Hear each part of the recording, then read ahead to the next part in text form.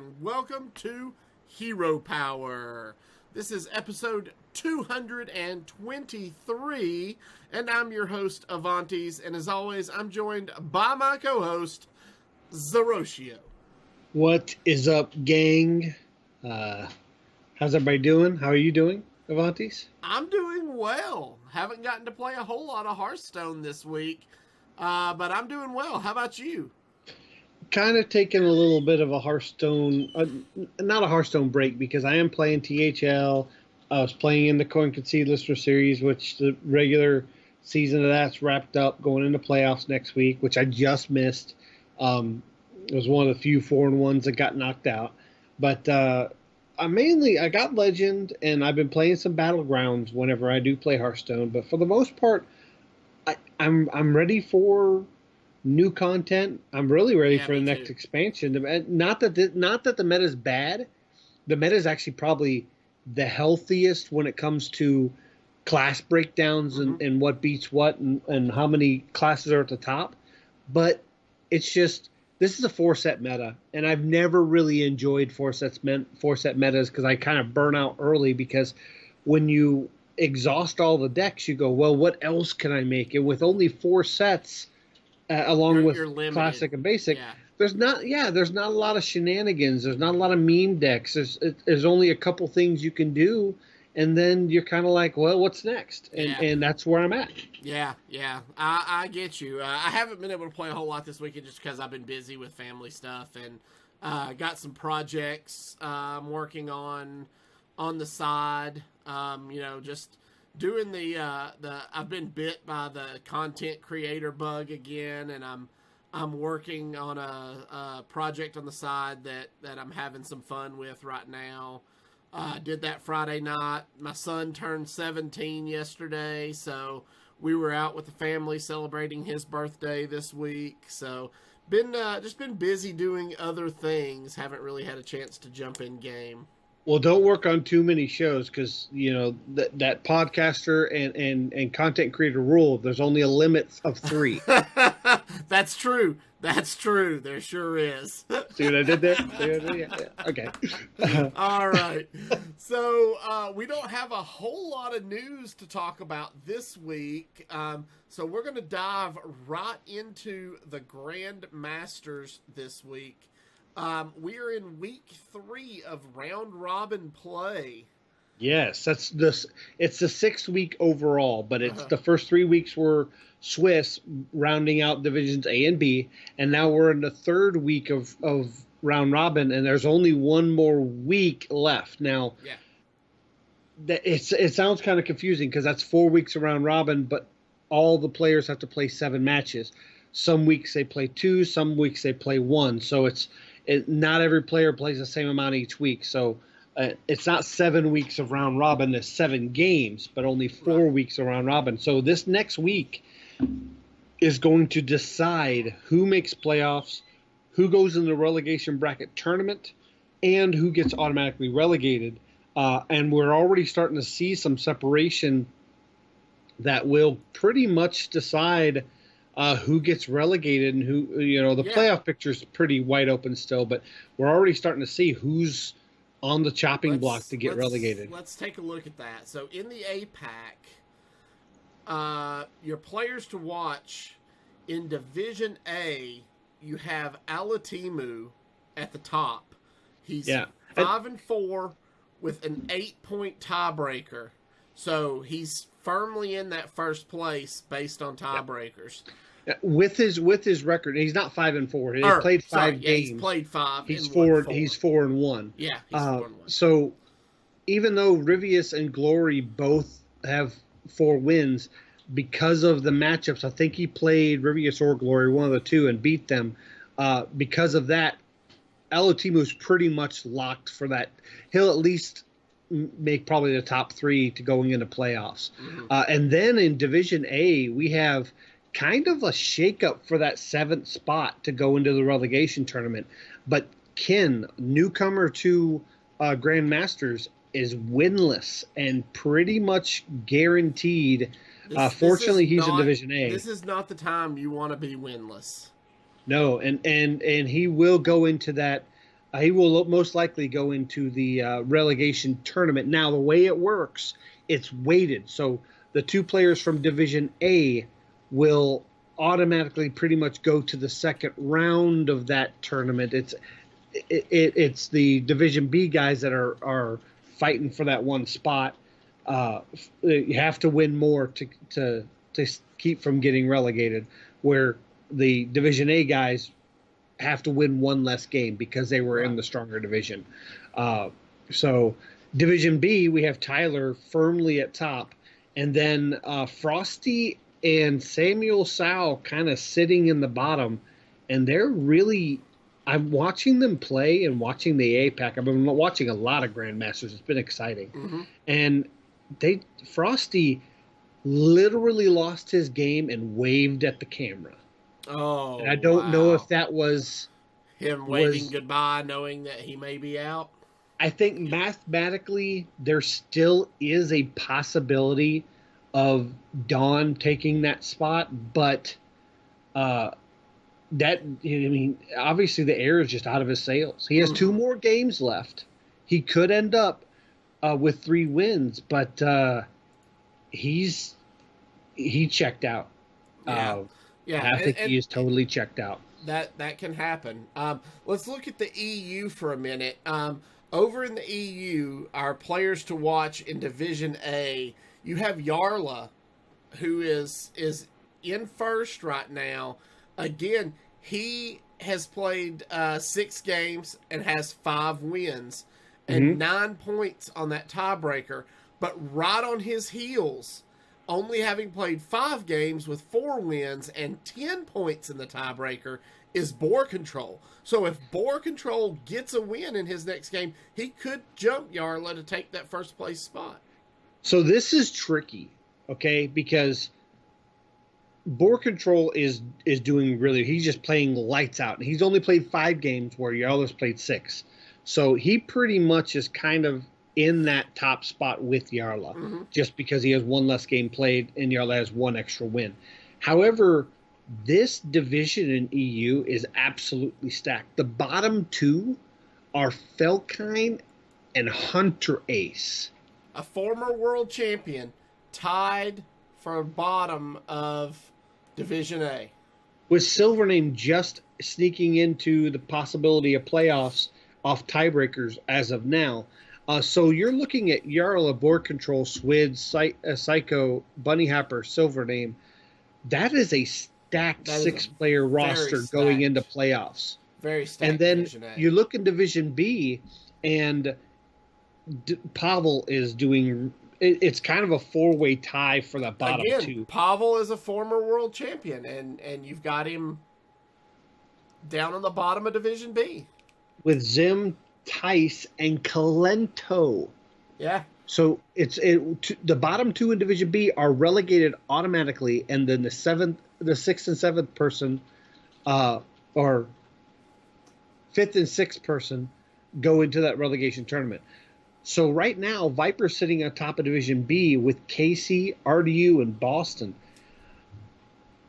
Yeah, Board Control wants that number 1 spot in Division A, but usually you want the number 1 spot because you're going to play the weakest person going into the playoffs. That's how the matchup usually is: 1 versus 8, and 2 versus 7, and vice versa, so forth, so on. But there is no weak person going into EU, in my opinion, no matter how this shakes up. So there's that advantage for Board Control or Yarla being in the top spot really doesn't exist in EU, in my opinion. Okay.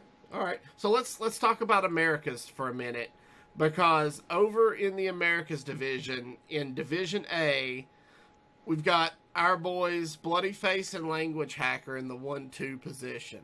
Yeah. And then on the bottom of Division A, you've got Monsanto and Nalgodon. Now, Nalgodon is in that same position with 0 wins thus far. Yeah, with this division in the top right now is Bloody Face, Language Hacker, and Gallon. Gallon's been performing really well with Bloody Face and Language Hacker, and Gallon has had very disparaging comments in past Grandmaster seasons about Nalgodon.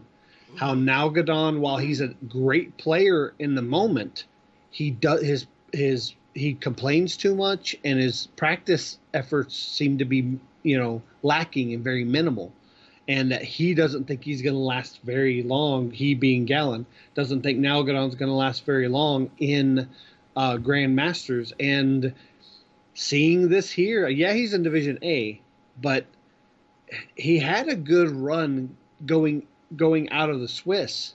And I don't know if it was kind of taking advantage of some of the formats changing throughout Swiss, but since we've locked to Conquest and they just have to play, I don't know if it's just the top-notch players in this division, which are, again, is stacked, not quite EU stacked, but it's stacked.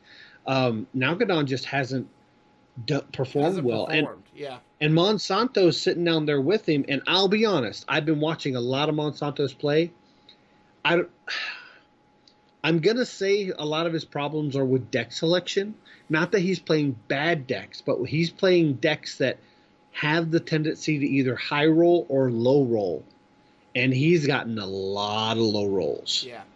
Now, a lot of people say that's Hearthstone, that's luck, RNG happens. Yes, but in a format like this, you can choose what decks you bring.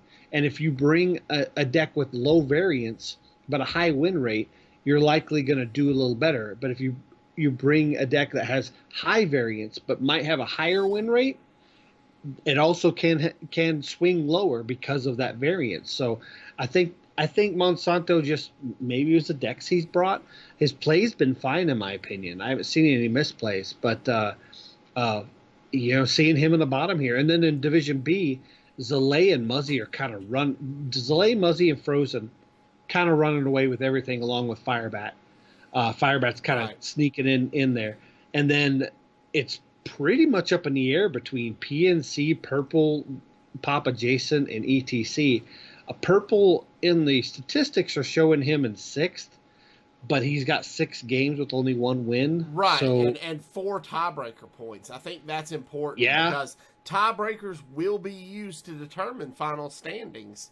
And it's true. And the difference from Firebat at 4 in 4th place with 4 wins and 7 tiebreaker points, and PNC in 5th place with only 2 wins and 2 tiebreaker points is huge. Huge. And I think PNC's biggest problem is he relied on his Highlander Hunter, which did really well in past weeks and in Swiss, but all of a sudden it's fallen flat for him. I don't think he's adapting to the changing meta after the nerfs and after the balance changes. And then Papa Jason, I think it's just these new players that get promoted into Grandmasters, it's kind of a learning curve. And he really needs to step it up because he's up for auto relegation. And then ETC, okay, so ETC, I really like the guy. But he's an older gentleman, not quite our age, but he's the oldest person in Grandmasters, and he's a family man. He has a career. I don't know if he can keep the practice regimen up needed to compete in Grandmasters. And I think that's where he's suffering. He's a great player and he's a great ladder grinder. I just don't think he kind of snuck out of Grandmasters last season, and I just don't think he's going to survive this season. So let me ask you a question. Having looked at all 6 divisions across all 3 regions, do you feel like the European divisions are the tightest race? Do you feel like they're the death divisions where anybody could be there one day and not the next day? Or do you feel like there's another division that is probably stronger?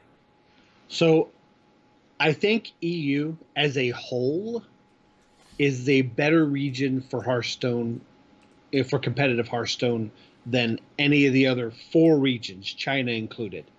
And I'm going to blame that on France. Okay. I think the French contingency, if you watch Twitch, you have lots of streamers that are in America. You have lots of streamers in EU, lots of streamers in APAC. But when you try to look for French streamers, you usually can only find the one French streaming Twitch channel, Solari. and they work together to stream around the clock and rotate times. They do that in their practice as well. So they have a very locked in, kind of united front to combat this Hearthstone competitive community. And we saw this with 2 French players being promoted into Grandmasters last season, or this season, with Zim and Felking. Mm-hmm.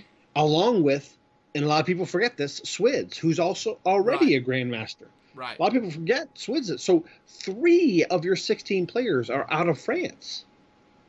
So because the French players are stepping up their game, the other EU players are all having to band together, practice together, kind of pool their resources to compete with these French players who are also pooling their resources just naturally. Mm-hmm. And it's, as a whole, in my opinion, just from an onlooker, has escalated the Level European of play European your European play. And because of that, we're seeing such a tight kind of competitive environment in EU. And I'll be honest, if we don't have an EU champion at the end of this year at BlizzCon, I'll be completely surprised. And furthermore, if we don't have a French champion, I'll be even more surprised. Okay. All right. Because I think that the other EU players are going to band together to pool their resources to practice, kind of have that competitive meta within themselves to compete what the French players are doing. And there's a couple of the EU players that are practicing with the French contingency. So it's not just the 3 of them. There's like 5 or 6 out of them that the French players have kind of adopted. I think Board Control's one of them. Adopted them as like adopted French. You know. Yeah. Even though Board Control has kind of a playful banter with the French players, so it's a lot of fun to see that. But I think because of the level of play in France, that makes EU better. Now, I was hoping that with PNC and now Gadon and those players in the Latin American scene, that we would get something similar in Americas, but I just don't think they're, other than Empanizado, I don't think any of them have a good practicing regimen. Okay. Empanizado is a grinding practicer, but PNC and Nalgadon, in my opinion, again, from just watching the scene, I see is Empanizado figures something out.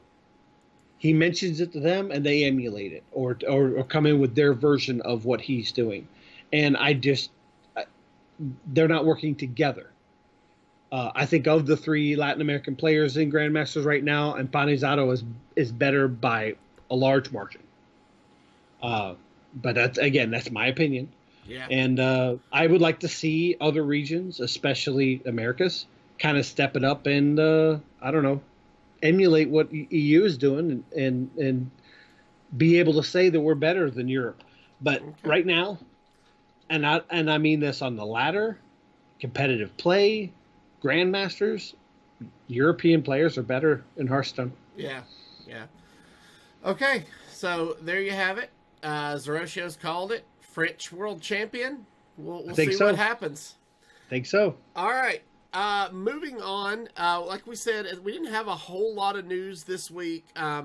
If you guys haven't heard, DreamHack Montreal was canceled recently. Therefore, Masters Tour Montreal has been moved to all online, which I think we mentioned last week or week before that all Masters Tours thus far have been moved to online only. Yeah.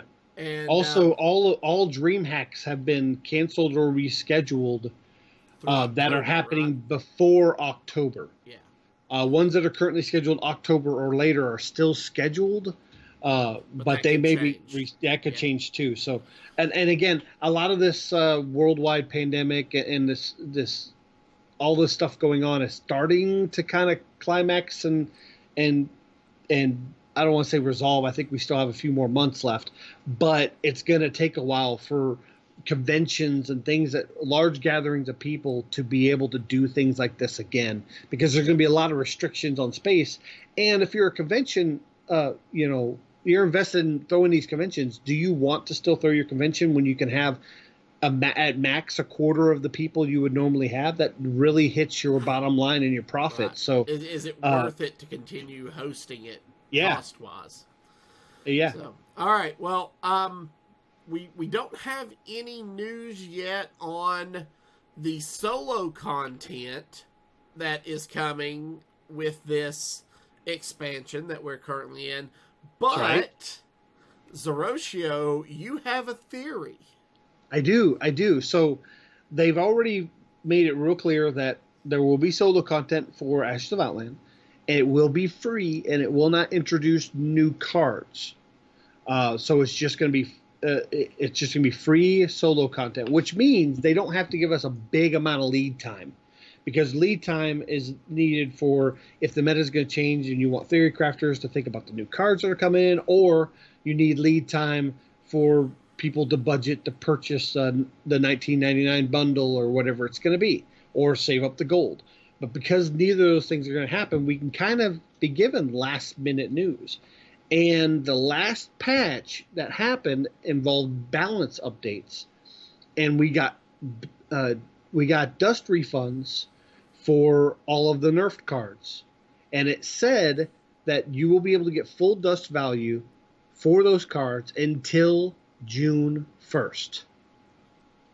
Well, June 1st just happens to be next Monday, a week from today, the recording, and that would tell me that June 1st is going to involve a patch that will change that. Is that going to be the solo content? I think so, which means if that's going to be solo content, we're probably going to hear what the new solo content is this week. And hopefully when we record on Sunday, we'll be able to disseminate that information and Theorycraft and talk about what we expect to have come. I hope. Hopefully, yeah. All right. That brings us to this week's Tavern Brawl. This week's Tavern Brawl is Clone Ball. This is a repeat of a previous Tavern Brawl. The Legends of Azeroth are playing Clone Ball. Your team is random legends, each cloned for time. Go get them, champ. So how many Ragnaros do you think I got on the board at one time? 3, 5, 4. Wow. Ask me how many Ragnaroses were in my deck. How many? None. So I got Marin the Great, right? Yeah. Or Marin the Fox. Marin the Fox. I dropped him down reduced and had a big minion. I think I had a Nosdormu, the Timeless. Yeah. So I had an 8/8 on board. So I smashed into the 0/8, and I got the thing that gives me 2 legendaries. I play it, and I got Ragnaros the Light Lord. So next turn, I play another Baron, smash into the chest, get another one of those cards that give me legendaries, and I got Ragnaros the Fire Lord. Oh, jeez. My poor opponent. Oh, jeez. Okay. He moted me so much, and he roped me so much. It was fun. Sounds like it was well deserved. It was. It was a good. It was a good brawl. I enjoyed it a lot. All right. Well, that brings us to this week's deck list. Now, you guys who have watched us for a while know every week we try to bring you a deck list that you're liable to see or run into on the ladder while you're playing, just so you're not... We try to make it so you're informed and not surprised.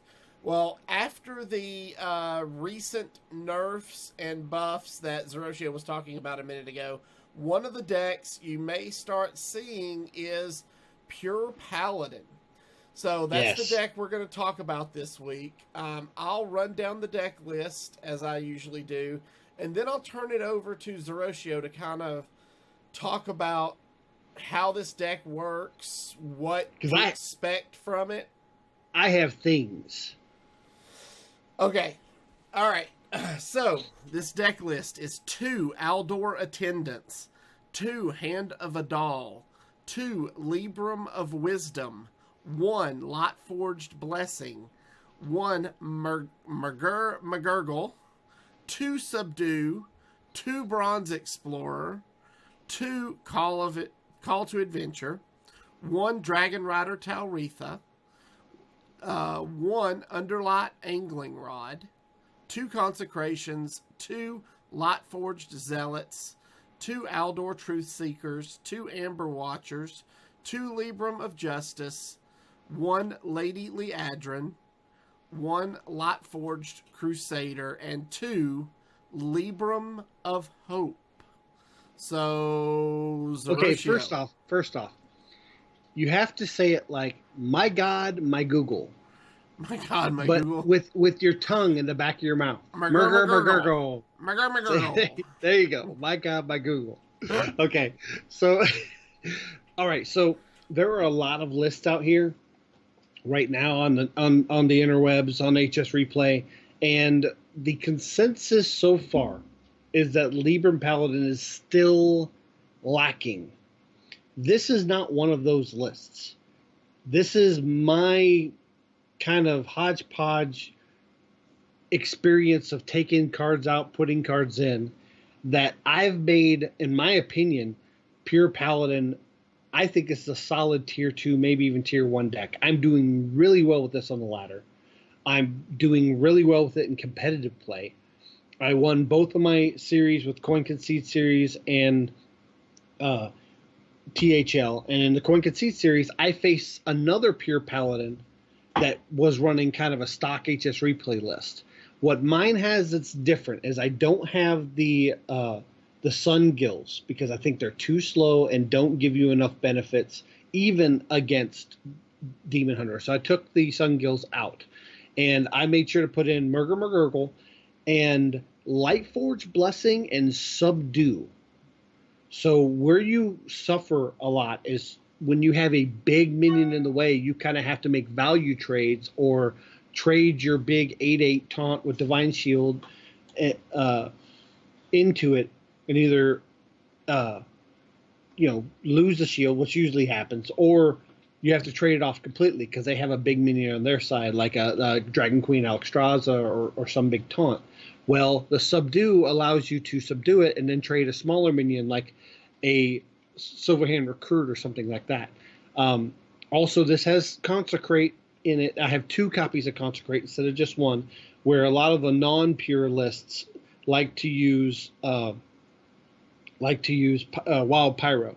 Now, I've had a lot of people ask me, is going pure just worth the 4 mana 4/2 that gives you a true silver champion? No, it's not. But it is worth the Lightforged Crusader, which gives you 5 more good Paladin tools that can be used. You could get more Librams. You could get more Libram synergy cards. You could get more Lightforged Crusaders or Lady Leadrins. I got like I think I had one game where I played 3 different Lady Leadrins because I got a Lightforged Crusader, which gave me a Lady Leadrin and another Lightforged Crusader. And then the other Lightforged Crusader gave me another Lady Leadrin. And it just crazy. gave me so many blessings of wisdom that you can have a 4/4 on board, and all of a sudden you're doing 10 damage because of all these blessings of wisdom. Mm-hmm. So I think Pure Paladin is good. Of course, I am, kind of a Paladin main, yeah. That's what I do. But this is, in my opinion, the best list. The Dragon Rider Talritha kind of gives you kind of that agency. Your opponent has to choose what they want to trade. Do they want to see if you have a dragon in hand? Do they want to buff up a dragon in your hand? It has a ton of healing. The Lightforged Blessings are really good, even just for some value healing early, and then you'll get them back with Lady Leadrin. You'll get back the original copy and the Twin Spell copy. Mm-hmm. So don't be afraid to throw it out early because you'll get a copy again. Okay. All right. From your experience so far, what are your best and worst matchups with this? So anything slow. I mean, it in my opinion, it's really good against Warrior. It has dominated Mage. Mage really can't hold a candle to it at all. It is having trouble still with Demon Hunter, but this version tends to run a little better than the previous versions I used. I'm trying to pull some of my stats up here. And my just replay deck tracker decided it's going to want an update. Let me see if I can push this. But yeah, it is a little weak to Demon Hunter, but not to the point that I would like this version here. Like overall, I'm 1-7 versus Demon Hunter with all my versions. This version, I haven't faced a Demon Hunter yet. It does weak a little bit to Rogue, but everything else has a positive win rate that I can see. Does really good against Warlock. It does really good against Mage. It's kind of a coin flip against Druid and Hunter. Okay. But the only thing it has a below 50% win rate in these are my statistics, is Rogue and Demon Hunter. Okay. So. Rogue and Demon Hunter. Okay. Yep. That's good. And I'm going off about 50 games. Yeah. And so where are you where are you on the ladder currently? Legend. Okay. All right. I can't remember. I honestly can't remember. I think I was 7,000 last I was in. I probably decayed quite a bit. I'm 9,764 now, so I've decayed 2,000 from not playing on the ladder for 3 days. Okay. I was playing roughly the 5 to 7K. I got up to 5K with this deck, and then I played some other decks, and I take back down to 7. So, but this is my experience on the Legend ladder. I did play some ranks 3 to Legend. I didn't primarily run. I was running this, but that was mainly just before the balance changes. And again, I was playing this before the balance changes, and I made some changes. Namely, the most important, and I forgot to mention, was the call to adventure to be able to pull out the Aldor attendants. That's a change I made after the balance changes. Okay. All right. Well, I don't think there's anything else. You got anything you want to add before we wrap up the audio portion of the show and move to the play game? Mainly, I just want to say that Hearthstone's in a good spot right now. I think the tragedy going on and kind of the change in leadership on Team 5 has kind of made things a little better for the player side, because they don't seem to be as pushing on the profitability. Obviously, they have to focus on that. They're a company. They're a gaming company. They have to make money for Blizzard. But it seems to be they're trying to put out quality content and not so much quantity of content anymore. And that's a good mindset, and I'm enjoying it. The meta's in a good spot. There's obviously going to be top decks and bottom decks and overpowered cards and underpowered cards. But I think that Team 5 is doing a good job of doing timely and frequent balance updates, both for Battlegrounds and for Standard Ladder. And I've even seen some love towards Wild. So I don't know if it's a new regime and just a new mindset on Team 5. I know there's been some passing a torch and new team members and new leadership. And so far, it's been a positive thing. My only gripe is a gripe that I can't really, they would have to make a major change, and I don't think they're going to, is I don't like 4-set metas. I think that if we keep this mindset and Team 5 keeps doing what they're doing through the rest of the year, when we start getting into BlizzCon time and we get from a 5-set to a 6-set meta, that Hearthstone as a whole is going to be more competitive for me, and I'm going to enjoy it. I've been a hard, fast supporter of 1 in, 1 out rotations. When we get a set, they take a set out and keep us always with 6 sets. Right. That would take a lot of work and a lot of, I mean, something like Year of the Dragon might not have worked out because it's a full year of kind of cohesive set content. Yeah. So maybe something like that wouldn't work out in that style of rotation. But I would prefer something like that so that we're constantly have six sets along with classic Right. and basic in the rotation at all times. But that's, to me, that's a minor gripe. That's me nitpicking, and I'm happy with that. Okay. All right.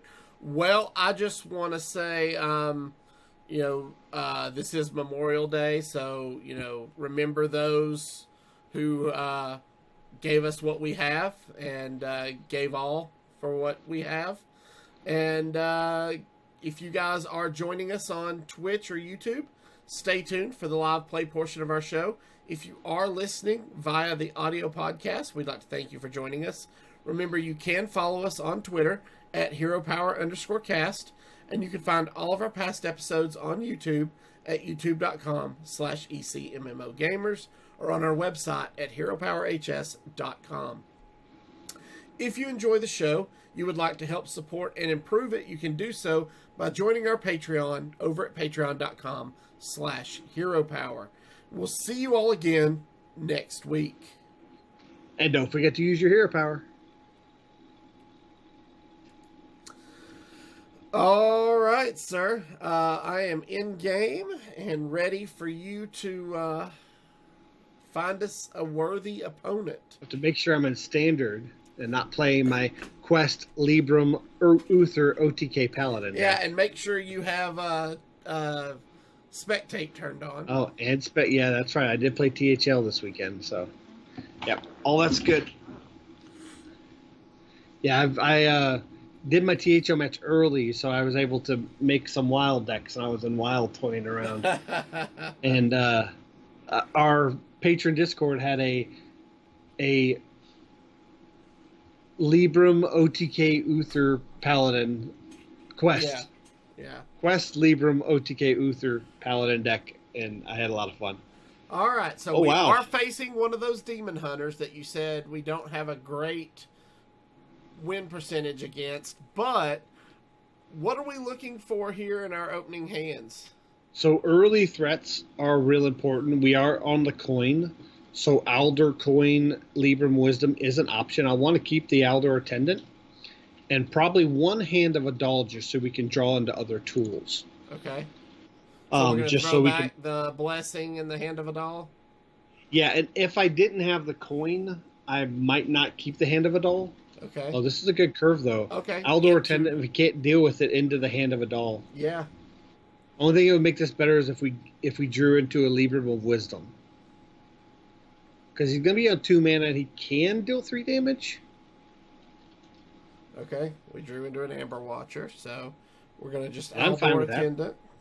And if he doesn't clear this, we have the hand of Adol to deal with whatever he puts on the board. So now he's like, do I need to clear that? Because if he wants to play his 1/2 demon and use his hero power, that's what he wants to do this turn. And that's Chaos Strike. okay. And then Twin Slice. Yeah. He's going to clear it. Okay. I am for that. Now do we coin into the Underlight Angling Rod? I think so, but I don't think. Turn too late. Oh man. I don't know if we swing it though. Okay. Is there a world where we hero power coin Libram? We can. It's 2 damage, and I'm not sure. Either way, we're using the coin, so I don't hate that play. What do you let's do think that. is the most optimal play here against a demon hunter? Probably saving the Underlight Angler Okay. for when he plays something. So let's go ahead and hero power and coin the Libram Wisdom. Okay. Because now he's going to have to use the other half of the twin slice Right. and his hero power, which only leaves him 2 more mana to do something. And if he develops a 2 mana minion, we can pretty much clear it with Underlight Angling Rod, no matter what. Okay. We just need to make his choices awkward. Right. Okay. Right. This is fine. So he is going to clear. Yep.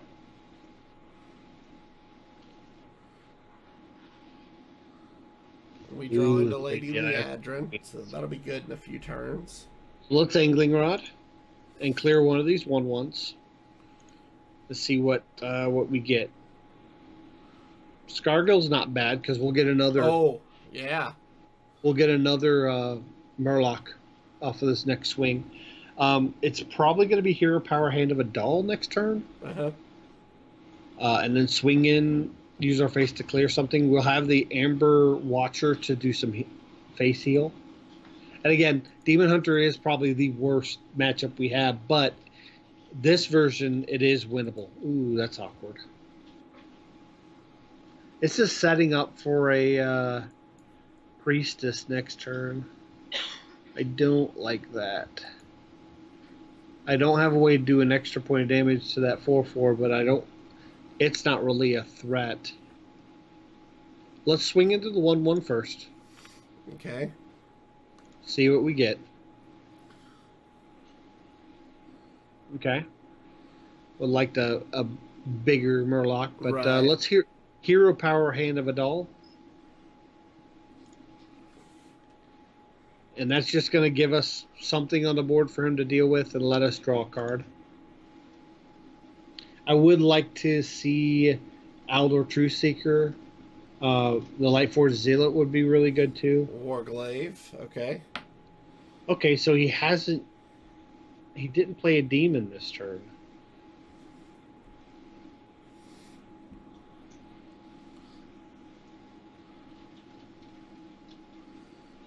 I think we just Amber Watcher our face. Okay, yeah, that's probably good. Because we're getting to the point now where we're going to be able to start healing, start making him have to work for. And he's going to have to smack his face into these things. He's going to have to smack his face twice into this Amber Watcher, or trade and smack. Yeah, he's really, really trying to not let us develop on the board, like really aggressively. I'm surprised he's traded as much as he had. 5. So he's trying to get to the 6 breakpoint because he doesn't want to swing into this twice with 6 damage. Oh wow, he I-beamed just so he only has to hit once. Yeah. And that means the Warglaive's gone. That is correct. Okay, so he's mana burning us.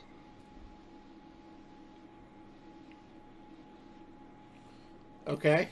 That's fine, I think. I think so too. He used a lot of resources to get to that. So he's I think only got 3 cards in hand. Yeah, I think we Tauritha Libram of Wisdom. Okay.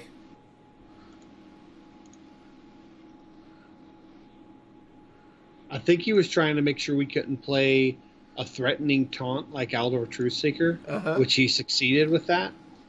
I would have liked to have seen a Aldor Attendant this turn, but so we could. Oh, there's Zephrys. Oh, this is the Highlander variant. Okay, that tells us a lot. That means we're not going to see another Twin Slice. We're not going to see another Chaos Strike. He's not going to have a second Raging Fell Screamer. Okay. This may be the one that has the big taunts. Oh, wow, Hex. That's great. It's a taunt in the way. We're not doing terrible right now.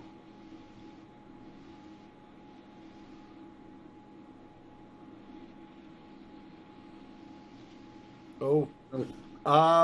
Do we just play the other Amber Watcher right now? I like the Amber Watcher. The question is, what do we play with it? I think we actually Lightforge Blessing it.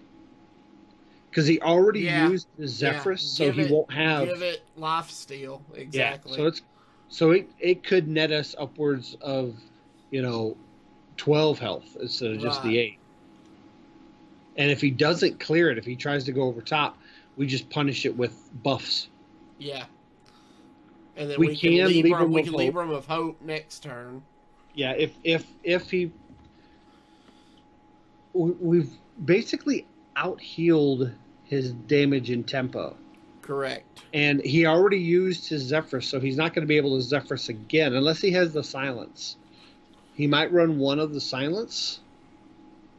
Whoa, he didn't swing with his face first. Oh, that's a misplay. Okay.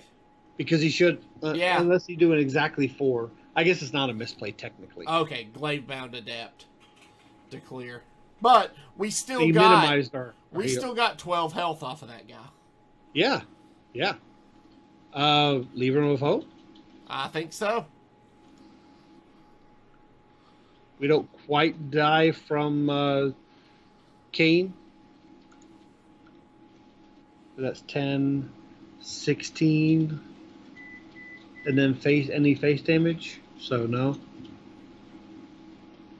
There's the silence. That's okay. what he almost did.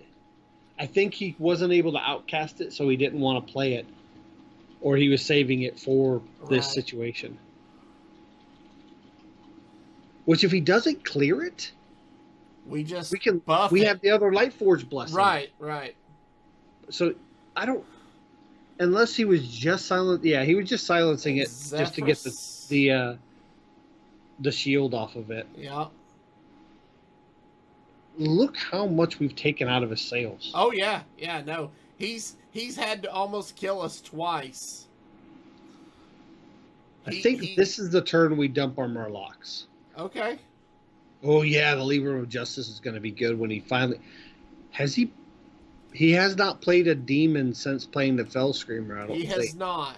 No, he did. He played his Battle Fiend. Oh, that's right. Yeah. He basically lost 1 mana on the Battle Fiend. So I think we just dump our Murlocs. Okay. So Scargill. I guess I probably should have played Tycolor first. Just natural to Scargill first. And then I think we go ahead and Lightforge Blessing on the McGurgle. Okay. Because it's going to be the hardest to get rid of. He's already used the Silence. He's already used Zephyrus. And we can buff it up. And it gives 2 strong targets he needs to deal with. Right.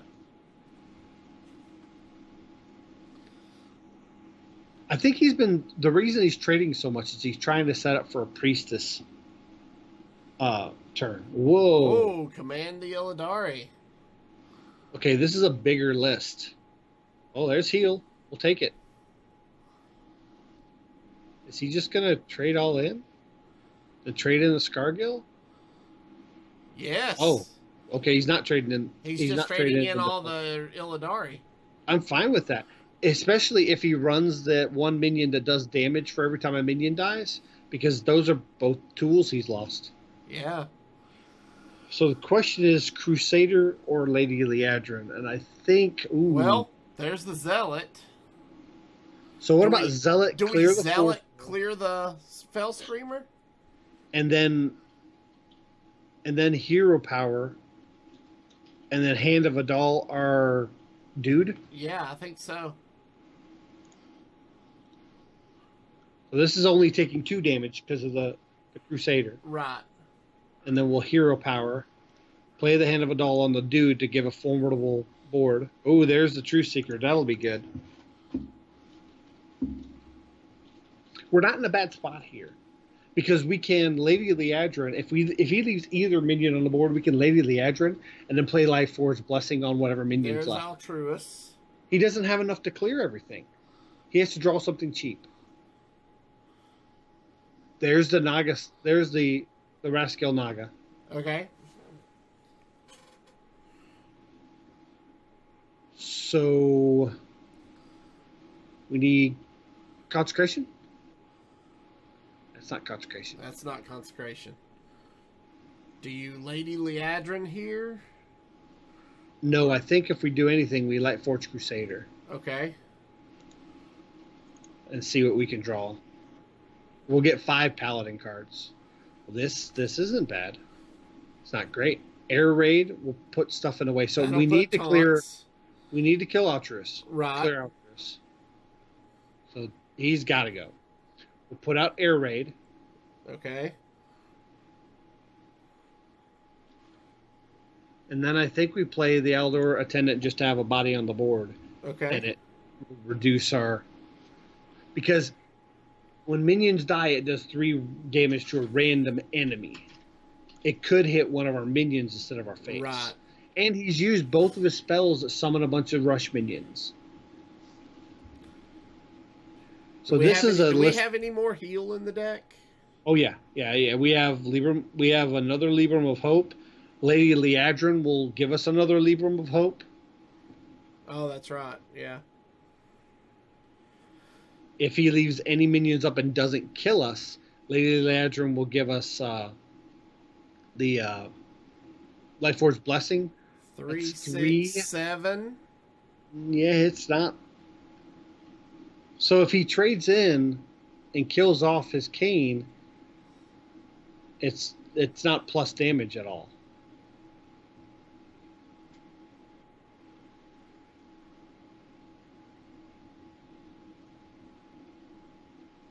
So I'll need to open a little hand space. There's Light Force Zealot. Is that enough healing? Yes, I think that's enough healing. I think so, because you'll be able to clear. So we Light Force Zealot. We trade in. We have to trade into the Yes. Rascal Naga first. Correct. We have to swing the face first. Okay. Yeah. Because if it hits our face, that's a problem. Then we need to air raid Give to as give many more minions. possible targets. Yeah. So then I'm going to call to adventure for another minion. Nice. So we're going to trade in here first. Yeah. And then trade into Cane.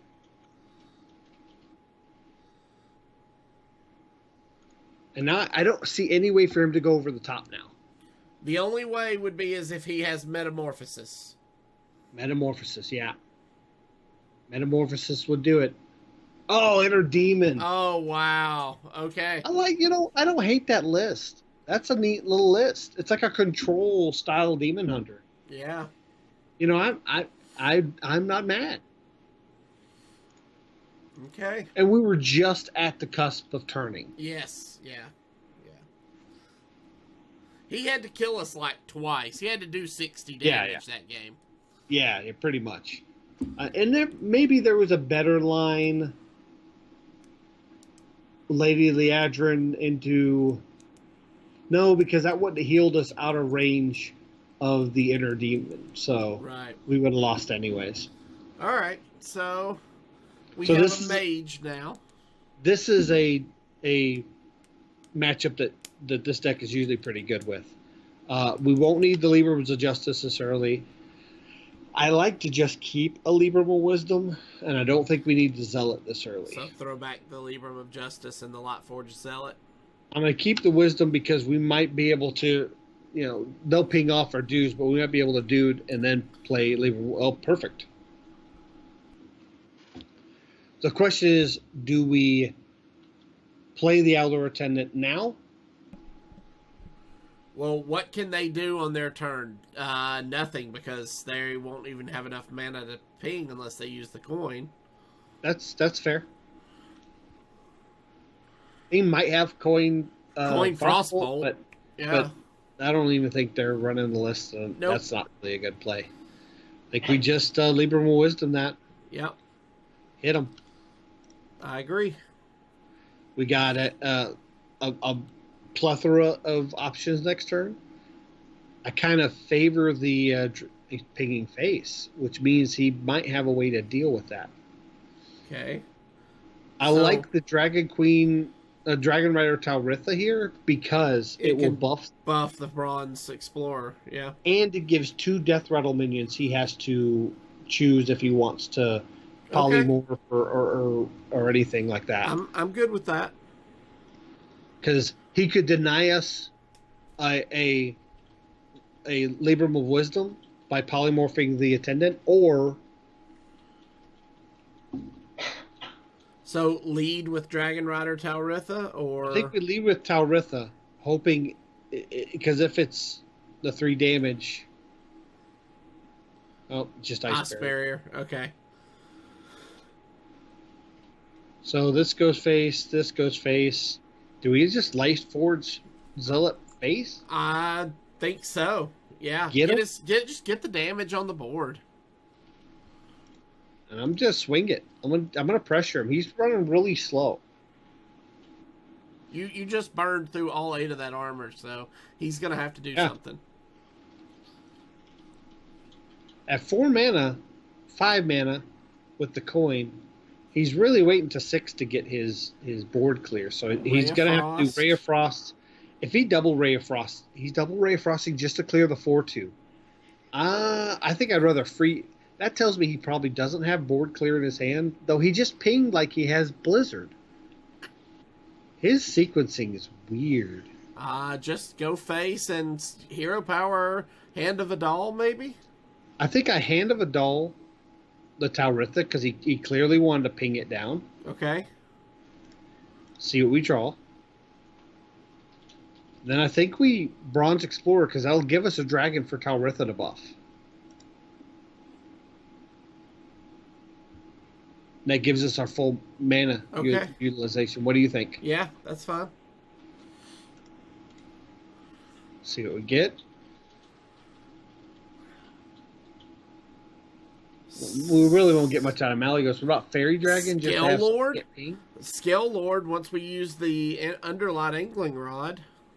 Yeah. I guess there's a little merit with Scale Lord. There's some I don't hate that. there. I don't hate that. Let's go with Scale Lord. It's a big 5/6 too, and I'm gonna use the weapon. I know it kind of telegraphs we have the Underlight Angling Rod, and he's amazed that we're going face like that. I'm amazed that he finds that amazing. Here's the Blizzard. Nope. Dragoncaster into Blizzard or Dragoncaster into Box. Okay. Shenanigans. Buff one of my minions. Thank you. Does he get Divine Shield? Which means he has a dragon in hand. So we know he has a dragon in hand. Yep. Oh. Tip the scales. Assassinate your own minion? Okay. I'll take it. Yeah. Crossbolt your face? Okay. That's fine. Alright, so he has 2 rogue secrets. So we can swing face and nothing will happen. Right. And then he has a side quest that nothing is going to happen. So I think we Hand of a Doll to see if it's the draw 2. And I'm okay if he draws 2. I don't really. Okay. Because we're drawing 2. So we know if we play a minion, he'll get a 2/3 poisonous, and if we tack into that, it's bamboozle. So I think we just play the Underlying Angling Rod and go face. I agree. Just push that damage. Okay, Cold Light Seer. Okay. I mean, if it was I know I hit end turn early, but if it was a 1 mana, there's the polymorph. If it was a 1 mana minion, I wouldn't want to play it because of the ambush. Right. So just swing face and see what we get? I think so.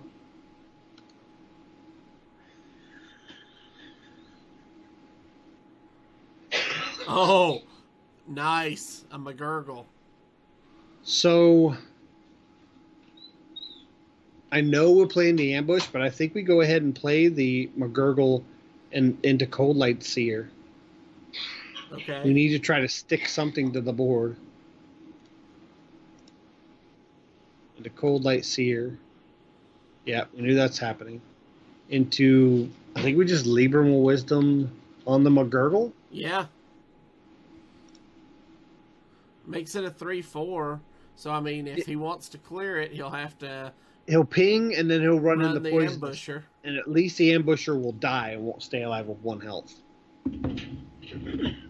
Unless he chooses to clear with the... I don't think he will.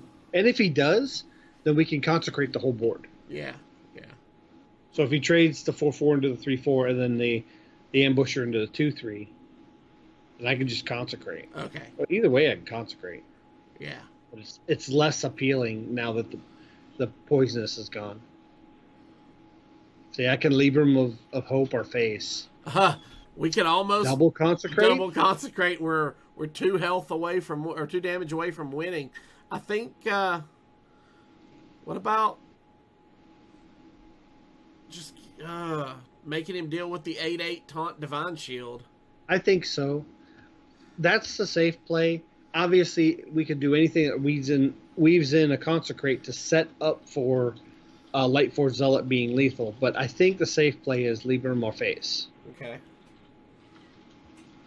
And now he's already used his polymorph, and I'm pretty sure he's Highlander, so he'll have to use Zephyrus, possibly Malagos. Malagos, Mad Aspect, or whatever it's called. 8 damage fireball. Okay, that's not going to my face. Exactly. Another Lever Hope? We just do it again? Do it again? Just do it again? I think you do it again. Just do it again. Just do it again. Now, how do you deal with this one? Your 8 damage fireball won't kill this one. Oh, yeah, we put the lever on that one. Yeah, how about that? Holy Nova? Or Frost Nova, I mean? Yeah. He's already used both sides of his Ray of Frost. This is why I don't like double Ray of Frosting that one minion. Now he doesn't have the second half of the Ray of Frost to save himself from something like this. Yeah. Maiev, okay. Maiev, okay. Do we just double consecrate this turn? Yeah, I think so. Oh, and the Aldor. Yeah, we double consecrate. And if he doesn't put a taunt down, we can Truth Seeker through it. Yeah. Is consecrate Elder Truth Seeker? Is there a punish there? We don't kill the Azure Explorer, but I don't think we need to. We don't kill the Explorer, which is giving him +2 spell damage. Can he put a taunt down? I don't know, he just drew a couple of extra cards from his deck. So Yeah. I think we just stick to the double consecrate, don't you? Yeah, I don't like it because if he gets a taunt, we can't swing through it. And then we dude up to make him feel like he has to ping our 1/1. Right. Because not this next turn, but the turn after that, we'll get Awaken in one turn, so we'll get it back next turn. Right. What? Are you trying to target your real face? Is that? There's Alex. Oh, Alex Raza. Okay. So that was the punish to us swinging face with the Aldor, so that's good. Yeah. Libram of Justice and clear with the 1/1. Yeah. Actually, let's Libram of Justice. Clear. Oh no, we can't clear with the 1/1 because it's bamboozled. Oh, you're right. Yeah. I should have. That was a mistake. But this is fine. Let's just go face. Oh, you can't. Then I'm going to Aldor Truth Seeker to swing. Okay. Wait, that wasn't Truth Seeker. That's Truth Seeker, not Zealot. I'm not reading my cards. That's fine. That's fine. I should have. I went too fast. I should have hit it with the recruit. It would have bamboozled. Then I Libram of Justice and hit it with my face. Yeah. But this is fine because he's going to have to use the Alex to clear this. Or is he? Yeah, because he has 0 mana, so. Oh, 0 mana, so yeah. He didn't. Do we just Liadrin here? Yeah, I think so. So the Libram of Hopes are 6 mana? We just go buff crazy? I think so.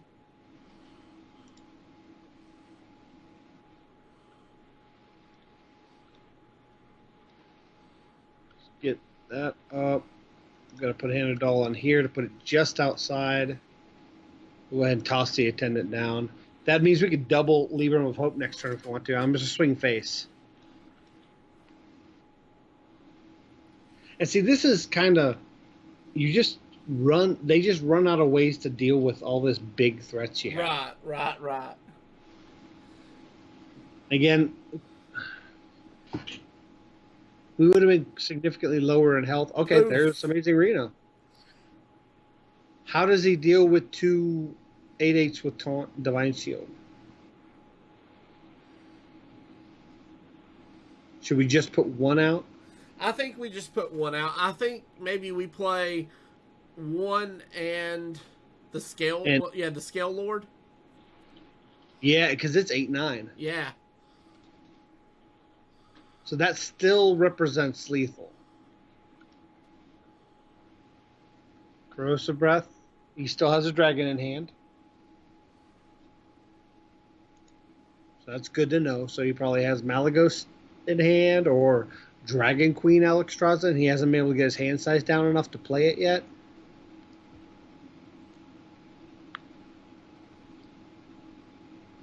He hasn't played the other Malagos, so he's not going to have the 1-mana polymorph. He did almost target the Scale Lord just now.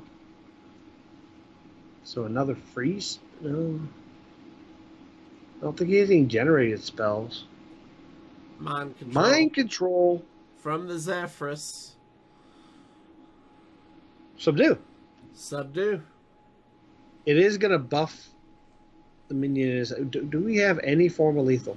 Okay, let's handle it. And don't forget about the bamboozle. Yeah, we don't want to hit it.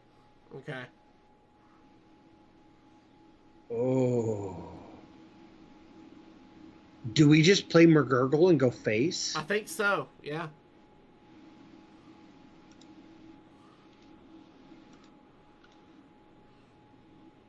Because these are a bunch of Divine Shield minions, and he's already used his Blizzard.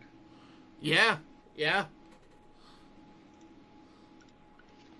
He's got to hope Reno deals with it. Oh!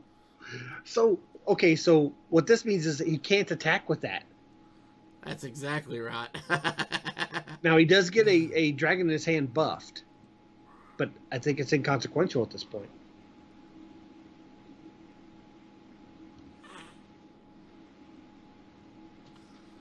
So he needs taunts or a way to heal.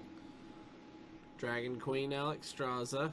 People think that, I'll just Dragon Queen and I'll get Nazari or something like that. It's just not how it works. Nope.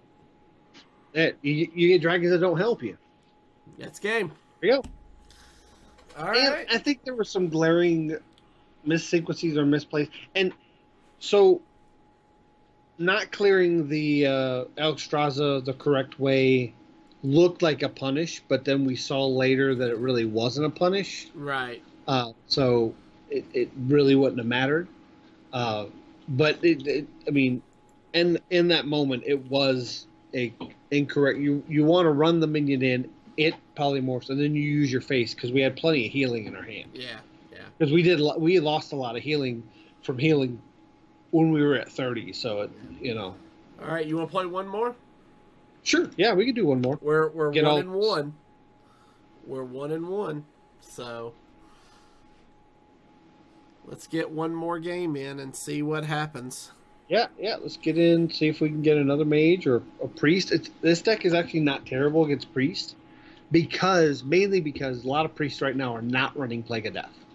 The Plague of Death version, it loses a little more. Ooh, Shaman.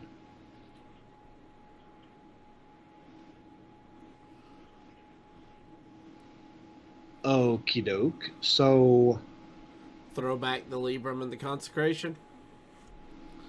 Well, if this is Totem, you want to hold the Consecration? I want the Consecration. Okay. I'm thinking about holding the Consecration just in case it's Totem. Okay. I don't know what versions of Shaman. There's kind of a. Oh, we got another, but that's fine. We'll need it eventually. Ooh, Murgur. That's a good turn too. There is some control variation that people have been trying to adapt with the buffs to some of the Shaman cards. But I think we can out-tempo that. Okay. Snap Lightning Bolt? Yes. Snap Lightning Bolt. All right. So this is an overload that subdue is going to be handy later. McGurgle.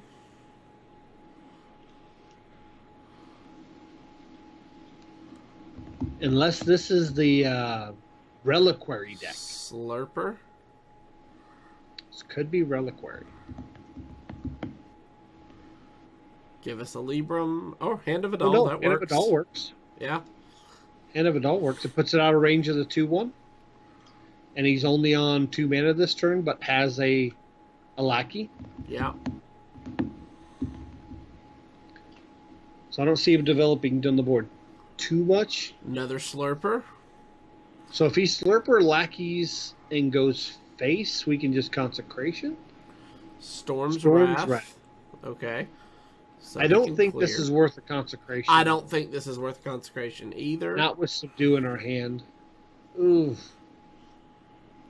Just Dude? I think we just dude. Seems like a bad turn, but... So, the Aldor Truthseeker is going to allow us to Libram of Hope the turn after if we want. Right. Which we probably won't want to do that.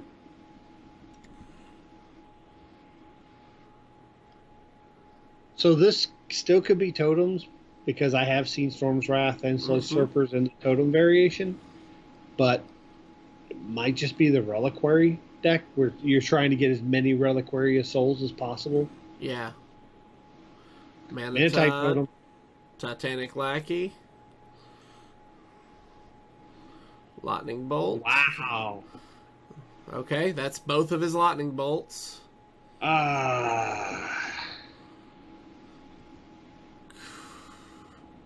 Call to Adventure. Yeah. I'm just worried about that Manatide. And we won't be able to double Subdue Consecrate. I'm just wondering if this is a Subdue Consecrate turn. I mean, that's fine. You can Subdue Consecrate and clear the board. These two totems, and if he buffs them and duplicates them, we'll be in a world of hurt. Right. And this is where I like Subdue, just for situations like, not necessarily big, huge minions, but threatening mid-range minions. Right. Like that, if he got in a second Manatide and buffed it, man, the value he would have gotten from that Manatide would have been ridiculous with all the card draw. There's the other Manatide. I don't think we subdue this one, but let's call to Adventure to get the Aldor Attendant, and then just buff it like crazy. Yeah. They buff it like crazy. We're only buffing it once, but it's pretty crazy. So there's that hammer that duplicates or the axe that duplicates all your... Splitting axe, yeah. Splitting axe. That's what I'm worried about. If we can clear this Manatide totem without making more Manatide totems, we're probably in the clear. I'll be honest, I really want to see a Libram of Justice. Oh, Totemic. No. This is bad. Man. That's a lot of bursts that's not going to our face. It is. It really is.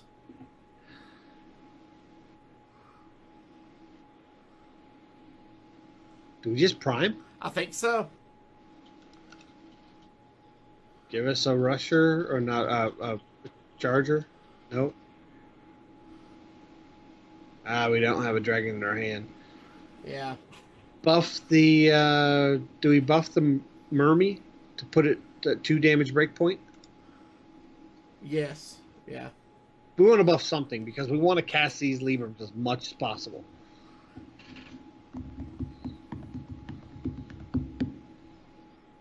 Oh, wow. That's a good play, but it's not great. Here's a Splitting Axe. All right, my kingdom for a Libram of Justice. My kingdom for a Libram of Justice. Oh, please give me a Libram of Justice. This is nasty.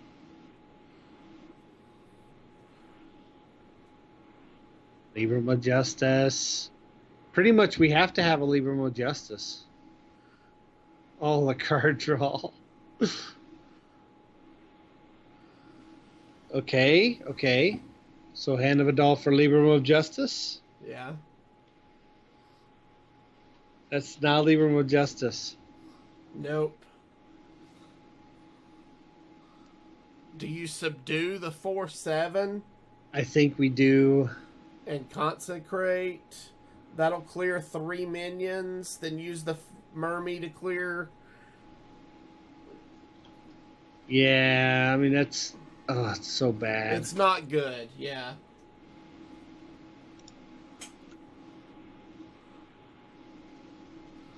So he's still going to have 2 Mana Tide totems up. Right. Any way you slice it. Yeah. I don't like it, but it's what needs to be done. And okay, so hear me out. I'm going to hit the Wrath of Air totem. Okay. The reason is I don't want him to have more spell damage, and he's going to get to a point where he's going to overdraw. Right. That makes sense. And he'll trade one of these in, but he's still going to draw 2 more damage. So he has to dump his hand at that point. He's only got 9 cards left in his library. He's only representing 15. He uses his face to clear, leaving 3. He's going to draw 3. We might be able to use these against him. Ah, there's a Witchy Lackey. Okay. It deals with 1.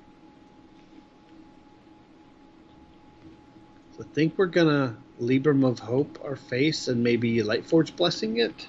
Okay. Have those swung yet?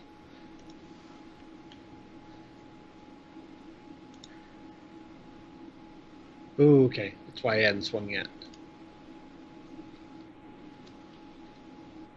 So we don't have Consecration anymore.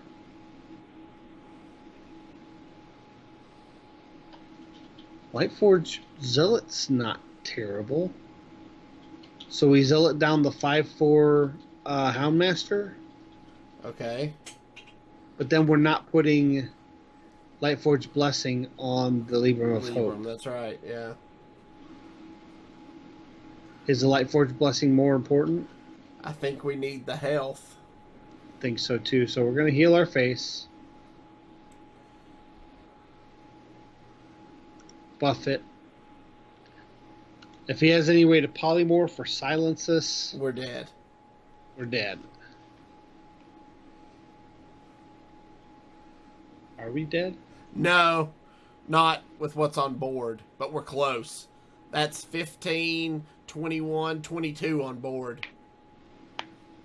Less if he has to hit a frog. He's only used one. Oh, that's true. Yeah, less if he has to hit a frog. Bloodlust. He still has to hit it twice, though, right? Which only once is going to heal us enough. Small. Does he still have lethal? I don't think he has lethal.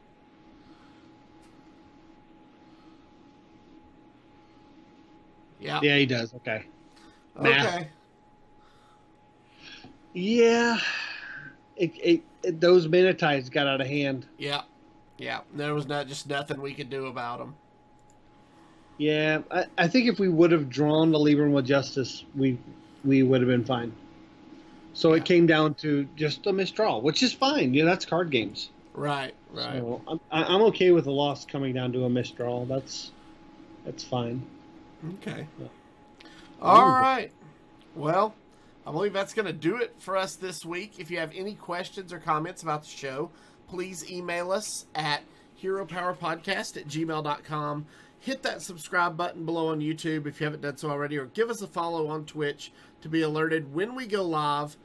For more details about our patron-only Discord that you could join for as little as $1 a month, head on over to patreon.com/heropower. And until next week, good gaming. Bye, guys.